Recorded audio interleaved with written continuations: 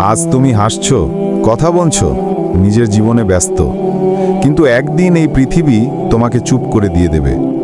সেই দিন যখন সবাই চলে যাবে আর তুমি একা থাকবে, কবরের প্রথম রাতে। এক রাতে গ্রামের শেষ প্রান্তে আজান শেষ হতেই সবাই মিলে জানাজা দিল এক যুবকের, নাম রায়েদ। সে ছিল সবার মতোই হাসি খুশি, পরিশ্রমী, কিন্তু নামাজের ব্যাপারে ছিল গাফিল।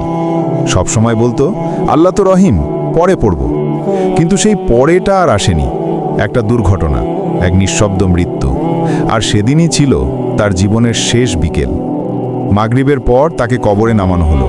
সবাই চলে গেল, চারদিক নিস্তব্ধ, আকাশে ঘন কালো মেঘ, হালকা বাতাসে কবরের মাটি নড়ছে। হঠাৎ রায়েদের চোখ খুলে গেল। অন্ধকারে চারপাশে কেউ নেই, কিন্তু একটা ভয়ঙ্কর আওয়াজ, হে মানুষ, বলো তোমার রব কে? রায়েদ কাঁপতে কাঁপতে উত্তর দিতে চাইল, কিন্তু মুখ থেকে কোনো শব্দ বের হলো না। কারণ দুনিয়াতে যে নামাজে দাঁড়িয়ে আল্লাহু আকবার বলতে তার আলসেমি লাগত, আজ তার জিহ্বা ভারী হয়ে গেছে।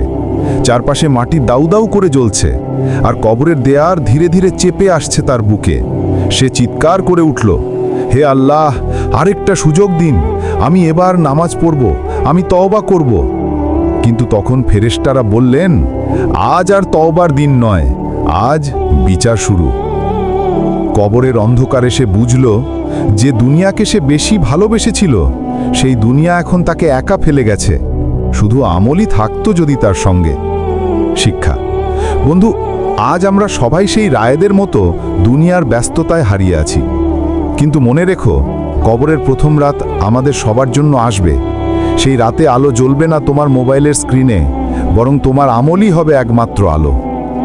আজই শুরু করো নামাজ, তওবা আর আল্লাহর পথে ফিরে আসা, কারণ আগামীকাল তোমার নাও আসতে পারে। আজ থেকেই বদলে ফেলো নিজেকে, কারণ কবরের প্রথম রাত অপেক্ষা করছে আমার, তোমার, সবার জন্য। সেই অন্ধকার রাতে কেউ থাকবে না তোমার পাশে, থাকবে শুধু তোমার আমল। আজ যদি তুমি নামাজে ফিরে আসো, তওবা করো, আল্লাহ তোমাকে ক্ষমা করবেন। কিন্তু কাল হয়তো তুমি থাকবে না। তাই আজই শুরু করো তওবার জীবন, আল্লাহর পথে ফিরে আসা, কারণ কবরের প্রথম রাত কারোর জন্য অপেক্ষা করে না।